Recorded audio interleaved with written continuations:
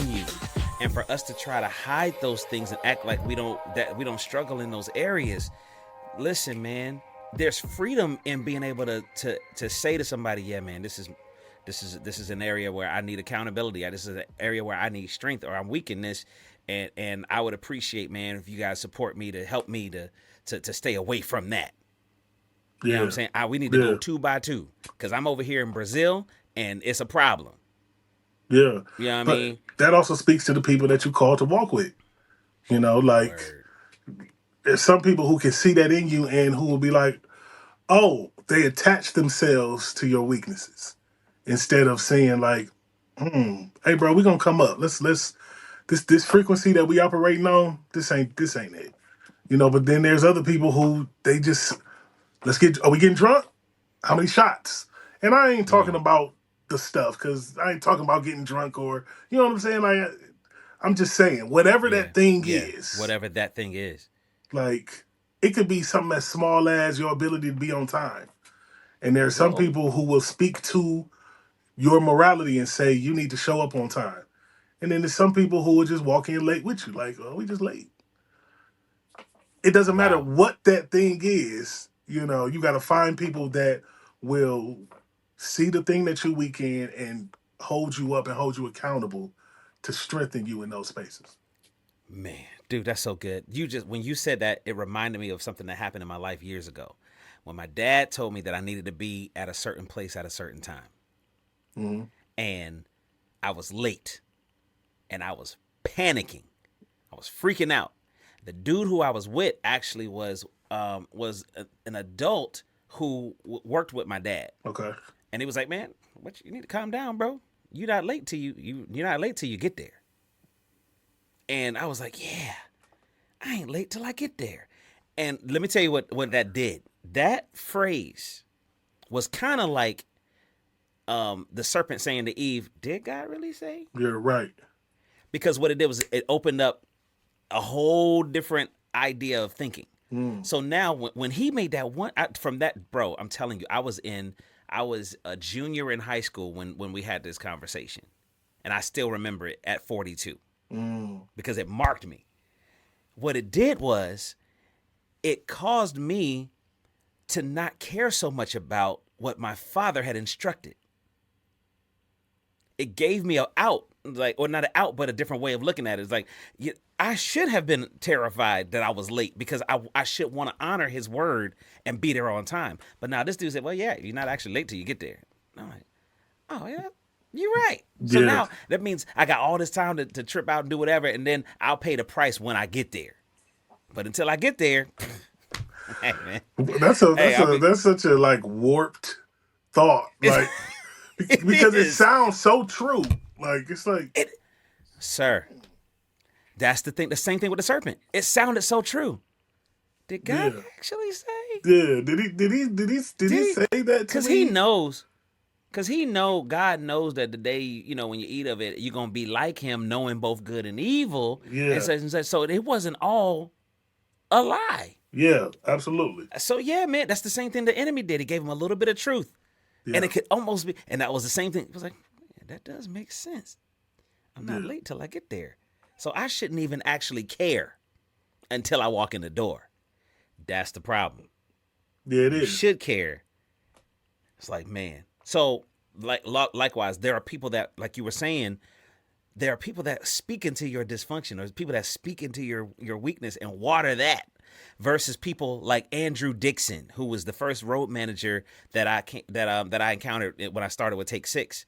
And one day, he pulled me aside and said, "Hey, man, let's go have some lunch." He pulled me aside and said, "Hey, listen, this is when I was filling in for Cedric Dent. I wasn't a full member at the time." Okay. So he takes me to lunch. And I'm thinking, man, we're going to have us a good meal, It's going to be good. Andy know where all the spots are or whatever. Andy says to me, "Hey, let me, young buck, let me tell you something. Mm-hmm. You the only one out here that's not really a part of this thing. Why are you the last one in the lobby?" I was like, he said, "Don't ever be the last one in the lobby. You're a fill-in. This ain't your position. Yeah. And you got the principal's waiting on you Mm. because you're the last one down for lobby call. Never be the last one for lobby call. Mm.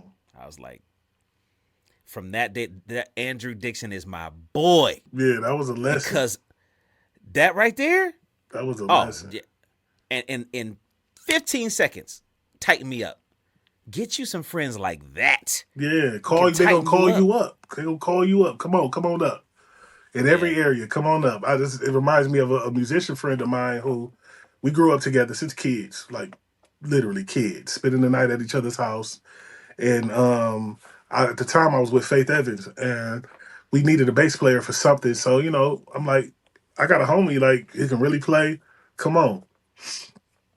We're sitting on the bus for lobby call, getting ready to go to sound check, and we're literally waiting on him. We're waiting on him. That's the dude you recommended. The dude I recommended, my brother, my friend, like we waiting on him to come out. It just so happened that the tour manager had to go into the hotel to the front desk and do something. So because of that, because any other time the bus is leaving, you know how that go. Ain't nobody waiting on. I called, I text. I ain't getting off the bus because I'm here. So the bus is leaving normally. He had to go do something, so it gave him an extra like 5-6 minutes to get down, and he killed the gig, killed it. Like he put his plan was amazing, and as soon as it was over and we needed another fill in, I said, when we got my man, he said, "You talking about the guy who was late? Like he wasn't even supposed to. Like he was filling in, and we waiting on him." And I couldn't say anything. I was just like, "You right." And he killed the gig. And he killed it though, because it's not about his gift. Not about. It's your character, Indeed. sir. Yeah, indeed. Just the gratitude that you should be walking in and even being here should have made you say, "Oh, 2:00? Okay, cool. At 1:50, I'm here. I'm actually already on the bus." Word. You know what I'm saying? Like it's no small things. But again, as a brother, it was my job to say, "Hey, man, let me call you up a little bit." Yeah. You know what I'm saying? And I expect people to do that who I'm walking with. Yes, sir. I'll never forget this as long as I live. This is storytelling time. It's storytelling time, kids. Yeah. I wish Aaron my Lindsay. piano was on. It ain't on. I gave you a story time. Mr. Rogers. Yeah. Aaron Lindsay is a man that he is a mentor, a brother, a friend, all of those things to me, right? He called me to do this conference called Pro Athletes Outreach. I'll never forget it, man. Called me to sing and get some singers together because they were coming to Orlando, and if I knew some dope players, band members or whatever, put them together. He was gonna bring a husband and wife team. He was gonna to sing and play, and then he was gonna bring like one other person. I just needed to put everything else. Oh, Daniel Johnson, singer. Mm-hmm.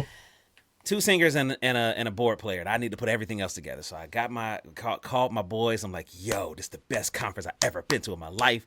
Aaron Lindsay is the worship leader, MD. This is gonna be nuts. Yeah. We go there. We at this dope resort, crazy resort, Champions Gate. Okay. Great food, great fellowship. All the NFL stars or whatever that are believers and their families there, and we just ushering them in worship. So my boy, who I called to play the drums, was like, "Man, I'm a host the husband and wife team, the singer and the keyboard player. I'm gonna take them to lunch and just appreciate them. Let them, show them some love in the city. Blah blah blah. They're away from home. Blah blah blah." They go to Chili's down the road. Mm-hmm. I can't remember how far we were from the session that was getting ready to start, that we needed to start worship. Mm-hmm. But we have a sound check before, make sure everything is good, line checks and da-da-da-da. They not there. Mm. I'm on the phone. "Bro, yo, where you at?" "Hey, we're checking out right now. He was like, "Okay." And I'm looking at Aaron's face, and he's not giving any misgivings. He's just he's chill. It's like, How long did he say? Okay, cool. They finally walk in just in the nick of time. We missed the whole line check, and we Okay. had, because we're good, we were able to get on the stage and do the thing. Mm-hmm. Spirit of the Lord came. It was wonderful time in worship Mm-hmm. for them 2 songs. You know what I'm saying? Yeah. 2 songs. Everything's good. We know these songs like the back of our hand, blah, blah, blah, blah, whatever. Afterwards, Aaron says, hey, Khristian, go get your boy and meet me over here. I was like, yes, sir. Went and got him. We go over. He said, hey, man, you are a dope drummer. Bro, you are. He was speaking to him, like speaking into him. Mm-hmm. Bro, your timing, your fills, all of these things, man, dude. Your skill is incredible, man, and you should be really, really proud. You should really. And he was like, man, thank you. He said, and I'll never use you again. Right there. He said, man, you are phenomenal, and I'll never use you again. Our primary function here is to service these people in worship, not to host the guest. Yeah. Your desire to be chummy and take them out compromise the very reason we're supposed to be here. Yeah. Absolutely. Never use you again. And from that day to this, yeah, never again. And I'm like, that was something that it was hard. It was a hard lesson, but indeed. it that thing changed me, and he had me there because I'm the one who recommended this dude. And it is a hard lesson, but hopefully one that you only have to learn once. Woo, word. Like that you don't have to keep revisiting that this is so much more than just your ability. At the end of the day, in business in general, people work with people they like. That's just a principle of business, right? There might be somebody more qualified. There might be somebody who, might be a little better, but you work with people you like. Right. And I like the way you do something. I like the way you carry yourself. I like the energy that you bring to the room. I like there's all these different things. And if you can get the small things, sometimes if this over here is not right, we might say, oh, don't worry about that. Maybe he don't stretch out, on his instrument the same way that this person stretches out, but there's something about his presence or her presence. There's something about, you know what I'm saying, these people that it's important for what it is that we're trying to do. And you just got to get the small things. It's in the details, right? The Bible says that a small fox has destroyed the vine. It's the small things, Get those right. Success has to follow that. I love it. I absolutely love it, Yeah. brother.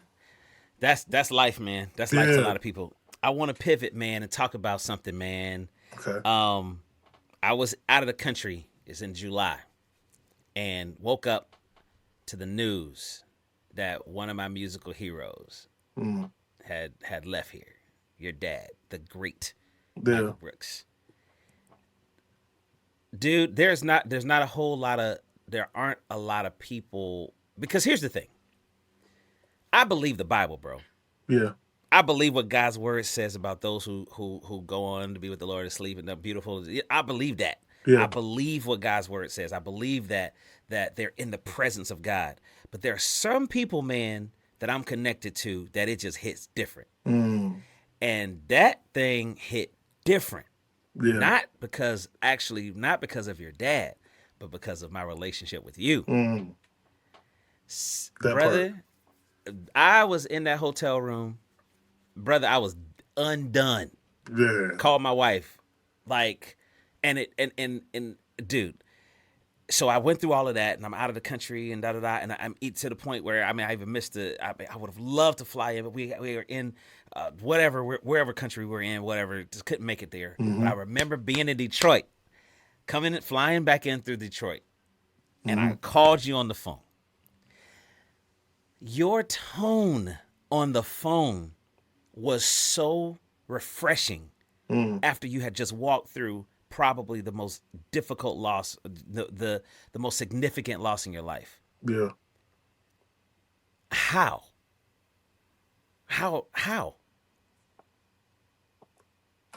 I honestly don't know, man.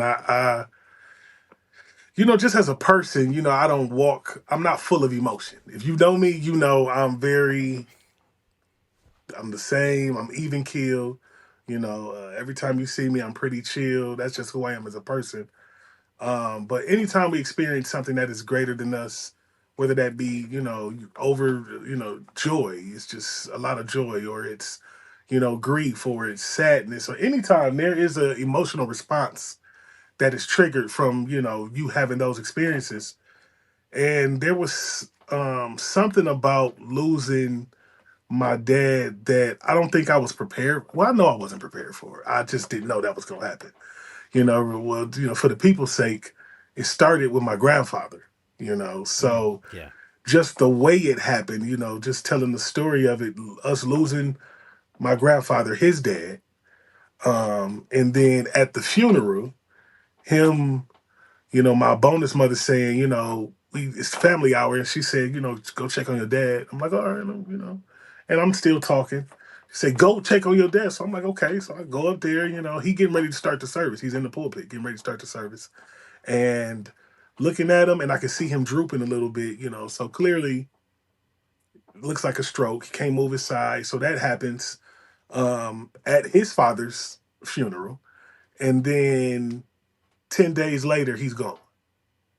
So, and he actually didn't pass from a stroke. There was other complications. Mm. So it was like the roller coaster of Mm. just up and down and up and down. And I often say that you don't know what's in you until you need it. You don't know Mm. what you got. You don't know what you believe. You can say you have faith. You can say you have, all of these things, but you don't actually know until you have to use it. And I don't think that anyone can prepare you for losing a parent, especially a great parent. And Yeah. then from a spiritual side, a pastor, and also a man that I know was still full of vision. Mm. So as much as I'm grieving the life he lived, I'm grieving the life he didn't. Mm. I'm grieving the things that I know he had in his heart to do and didn't get an opportunity to do it. So those were a lot of different emotions happening. But what I knew more than anything that he gave me so much while he was here that every time I would be like, in my humanity, just undone, if you Yeah. will, Yeah. all of the things that he gave me, I just start remembering. Because I just walked with you when you lost your daddy. It literally just happened. So I watched how you were going through it. You know what I'm saying? I watched how you were handling it.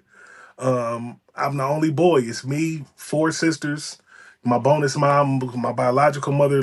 So I'm watching how, okay, everybody is dealing with it in a way. And we don't have my grandfather, we don't have my dad. Somebody has to be some strength, Mm. in the human form. Yeah. Of course, you got the Holy Spirit. Of course, he's a comforter. Of course, all of these things, but somebody has to be some strength, and I never wanted to, and it wasn't fake for me though. I wasn't faking it. I wasn't like, crying and act. I mean, I was crying because you got to feel what you feel. That's important. Yeah. Feel your feelings. Like there is a time for mourning. Right. But I wasn't like, telling people, oh, I'm okay, and really, I haven't eaten in 2 weeks, or all of the Yeah. things that we hear when people deal with loss in that way. It's Yeah. like to me, it was time for me to double down in what I actually believe. Mm. That Heard. where is it out there? I want to say it's in Proverbs where he says, "Many are the devices, or many are the plans in a man's heart, but the Lord's will prevails." In other words, you can have all the plans, you can have all of the stuff, you can think yeah, because when I in 20 years, this is what I'm gonna be doing, and then this. At the end of the day, even when he was in the hospital, my prayer was, "Lord, let Your will be done." Because if I Mm. pray anything other than Your will, then I'm out of order. So let me just. Wow. I know what I want, I know what I'd like to see, but ultimately, let Your will be done. So, and then when it happened, immediately my thought was, okay, now what am I supposed to get out of this? Right. Right. Okay, you let this happen. Yeah. And, sometimes we Yeah. get in those spaces with God, like, all right, you know what I'm saying? Like, you let this happen. Yeah, I wasn't expecting it. I didn't know that this was going to happen this way. Now, what am I supposed to get out of this? What is this for, right? If it's all working together, Mm, then this part of it, what is this for? So it's been 6 months now, and I think grief is a long process, right? It's a thing that you deal with. I ain't married, I haven't went through that whole thing yet and all that. So there will yeah. be stations of grief, as I Right. like to call Right. it, as Yeah. you keep going, and Yeah. there'll be things. But what I do know is that his ways is not my ways. His thoughts are not my thoughts, man. So, I trust God to be all things to me at all Yes, sir. times. And that's why I've been okay.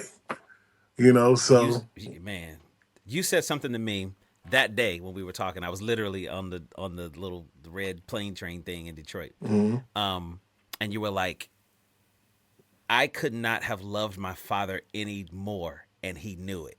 mhm, That stuck with me because you were not wearing, you weren't suppressing or loving from a distance.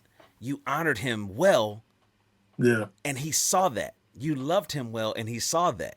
yeah, yeah, And I think that a lot of people have regret because they don't love that way. They don't live in that space where they yeah, have these secret um, um, loves or secret affections for their parents or whatever that they don't express, and they just it's almost like a understood thing. yeah, But the way that, dude, I met you, the day I met you was the day I met your dad, yeah, yeah, and literally. I'm sitting there. Literally, I still got the video. Yeah. Which I is mean, crazy that's because that time that you're speaking of, which was the commission tour, the reunion tour, yeah. that was the first time I had never done a tour with my dad. What? Never. You got to think, man, he got out of commission in 91, 92. You know what I'm saying? Like, I'm a little kid. Like, I had never done a tour with him. So for me, that was like life changing, being able to actually see him in his element, but also see him getting the love that I feel like he deserved. Oh man, yeah. So that was even Oh, crazy for me. Like, man, I'm really like on stage with my daddy doing his songs, his music. I mean, like I played drums, but it wasn't commissioned. It was like right. Witness or my bonus mom or, Yeah, yeah, so yeah, we were yeah. doing that later on because I started doing that with them at like 12, 13. But to be doing commission, I That had, that was his. yeah, that was crazy, man. So you actually remind me of that time, but also when he passed, you're 100% right, bro. That was the main thing that kept me sane, is that it was like I don't feel like I have anything that I didn't tell him. Mm. Like, and they always laugh at me because at all his anniversary, I would start talking about him and crying. They'd be like, here you go, you about to start crying. And, it was a thing. But now I'm glad that as a son, Word.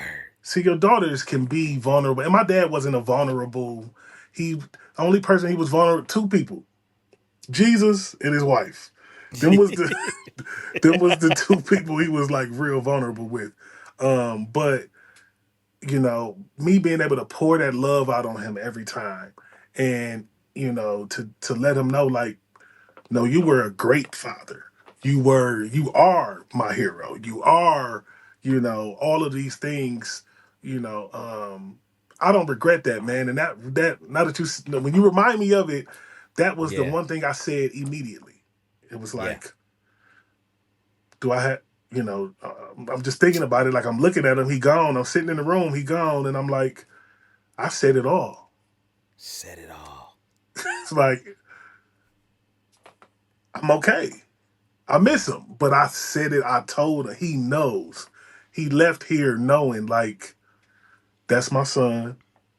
He loves me. He's proud of me. He looks up to me. You know what I'm saying? Like, he knows, man. And so I'm just grateful, man, that I had that type of father. I'm grateful for everything he gave me. Like I said at the service, man, I'm grateful for a legacy of righteousness, man. Like, introducing me to God was the greatest thing he ever gave me. Past any music or talent or the just, you know, making me understand that as everything we go through, make sure that your heart is always softened and you have a posture that is open to receive from the Father. And that has been the thing that saved my life every time. Brother. Man, I love that so much, dude.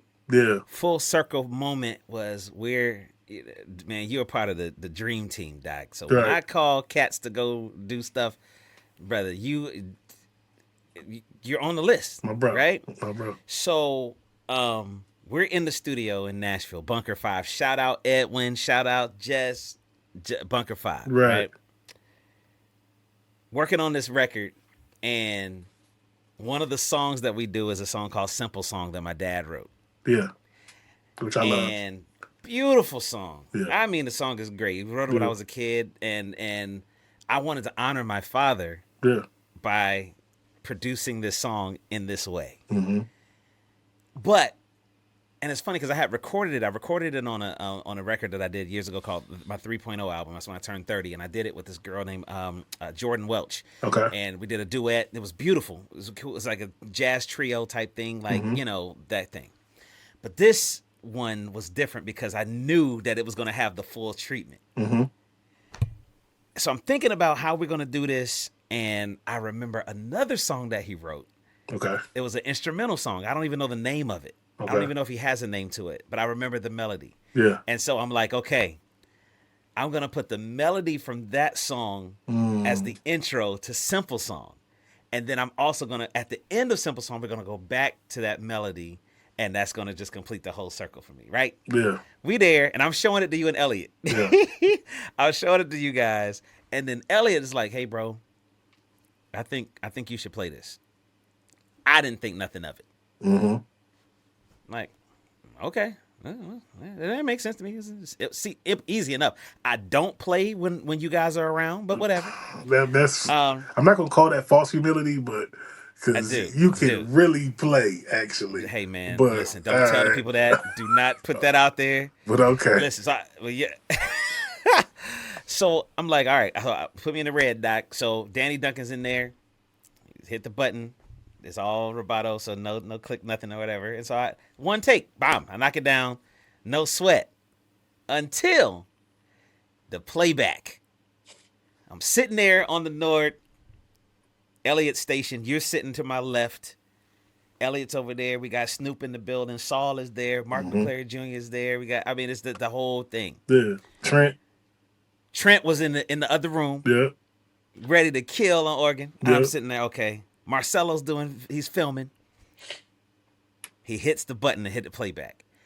And dude, I just broke. Yeah. Like I felt it coming.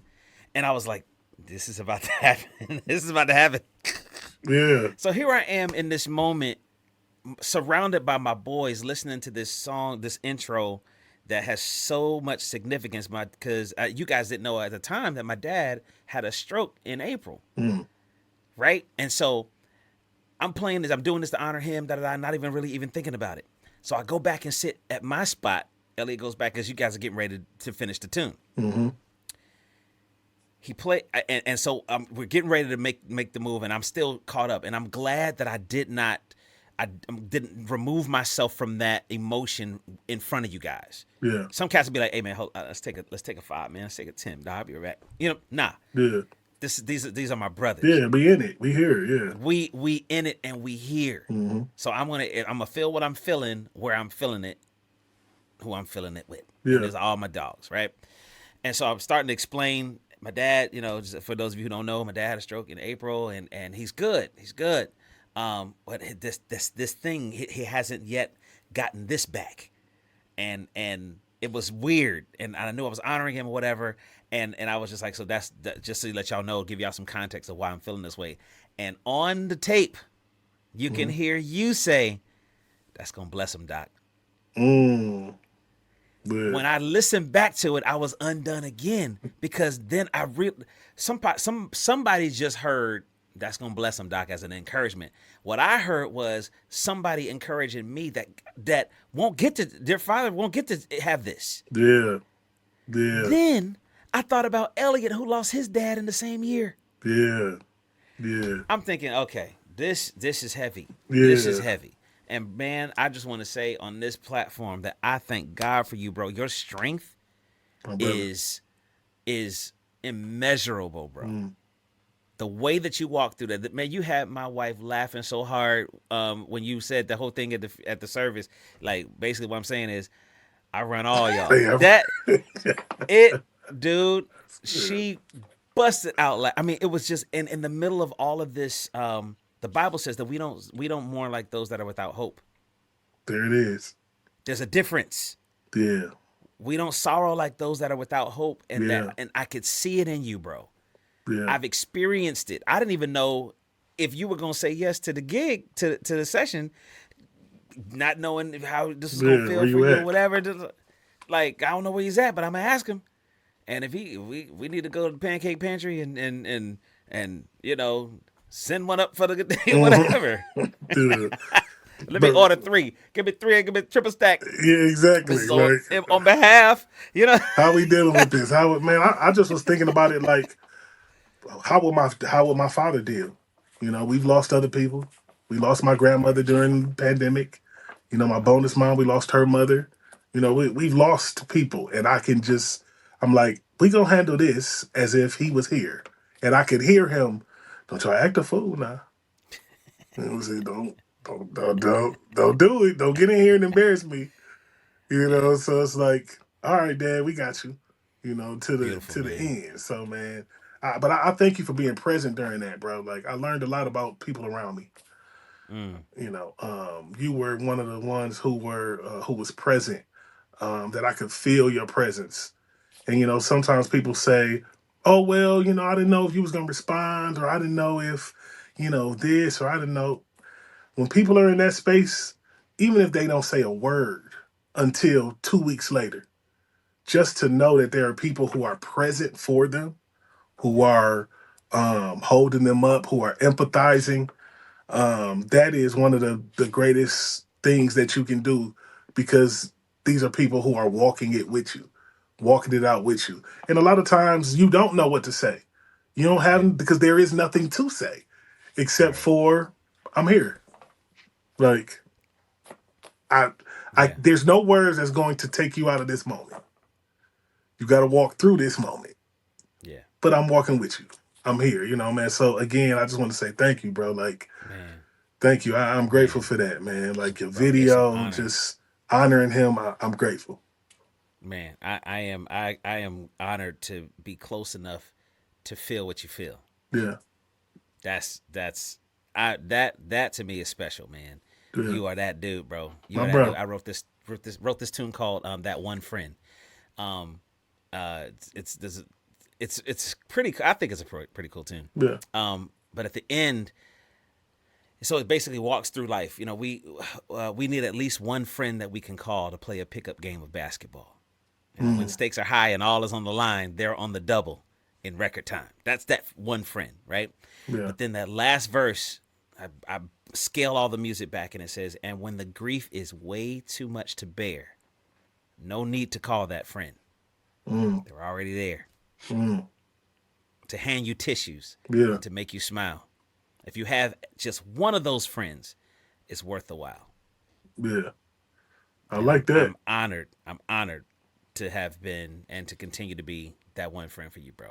my bro. Legit. That's love. That's It's love. love, man. We're gonna That's find your love. wife too. Bye. Huh? Listen, I receive it. Lord, do it.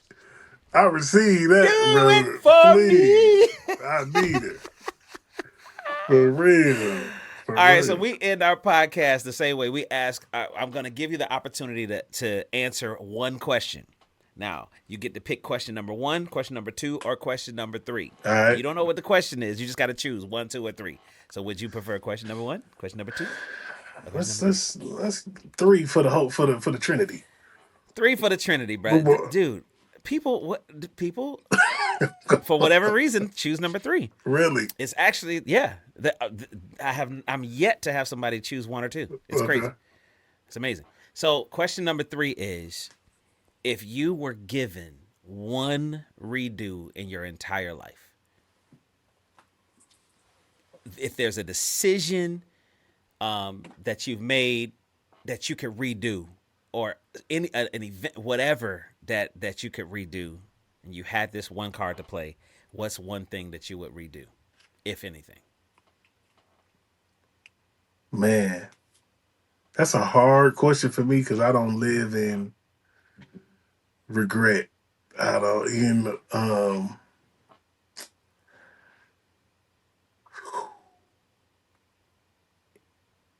Okay, I got something easy.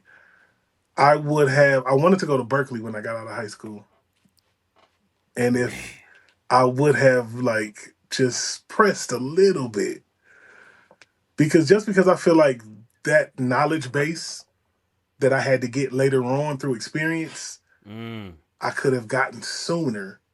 And there's things, opportunities that I could have taken advantage of if I had that knowledge base earlier. word. You know what I'm saying? I had to, hindsight is always 2020, but I had to go back later and get it like, oh, you got to remember I learned how to play playing. Mm, Most people learn how to, like, they go to lessons, and I never had a lesson ever in my life. I just was fortunate enough to have parents and aunties and God, people around me who were artists and already in the industry working. So it yeah. would be like I didn't start playing keys till 16. So it'll be like, can you play this song? Can you play these three songs? I'm gonna sing these three, and those might be the only three I could play. And they'd be like, all right, come on, Wow. we gonna be in New York on such and such day. So they know, though, Whoa. don't you flow. Don't. Don't you sing no don't you sing no hymn. So I literally learned how to play actually doing it, which Mm, is why my confidence early was because they threw me out there. yeah. Like, do it. Before I was even confident in myself. Mm-hmm. They was like, no, you gotta do it. So but then when I got to like some spaces where I had to be technical, Yes, sir. Yes, now sir. I didn't have that. Word. So I had to spend years going back. Okay, go get that, Jay. You got to go get that. Mm-hmm. Because this is going to stop you for the rest of your life if you don't go. Yeah, you know how to play. Yeah, you can. Yeah, you can sound design. Yeah, you can do arrangements. Yeah, but then they put those. Now you need to write all of these parts out for these strings, and you don't have none of that.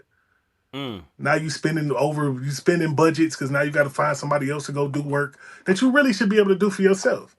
So now woo. let's go call this person. Let's go. And I think one decision of I'm just gonna go to Berkeley, even if I went for 2 years, even if Mm, I didn't, would have changed that. So if I could say anything, it would be that.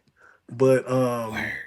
God does all things well, bro. So He does all things well, brother. yeah, it is what it is. Man, Yeah. that's hilarious because that's actually my exact same answer. Um, I would have been more intentional about investing in the gift that came natural. Mm-hmm. Yep. Definitely would have, because I'm gifted in it and don't know what the world I'm doing at the exact same time. Same time. And there's so many people that have that exact thing. Like I'm like, I tell this year, one of my things for this year is I'm really gonna learn how to play guitar. Like Oh snap! that's I say it all the time. Like I just want to play guitar. I just want to play guitar. This year, I'm like, you know what? We doing it. I'm buying me a electric or a no, getting it reset and all of that. I dusted off my old acoustic. I'm like, all right, Yeah, doc. I'm gonna give it 3 hours every day. Let's go. What? You better get them cramps in, doc. Yeah, yep. Get them hand Callus and cramps. all Yeah, that. brother. Let's get it Woo. cracking. So Yeah, hope man, now hold me brother. accountable too. Oh Today. no, trust. I'm gonna sing you some tracks. Hey man, can you put some guitar on this? That's too far. You said no. You learn to play playing. Yeah, Huh? right. I guess you're right. You're right. You're right. That's funny, brother. I love you, man. I appreciate you for this time. This is life to me, man. This is Yeah. like, and I'm looking forward to both working together and walking together more, bro. In this 2025, bro. I love it. Absolutely, bro. I love you back, man. Thank you again. And you already know I'm one call away. You already That's know I it. got your back, bro, for real. We in there. We in there, brother. Appreciate that. My guy. Peace. Yep.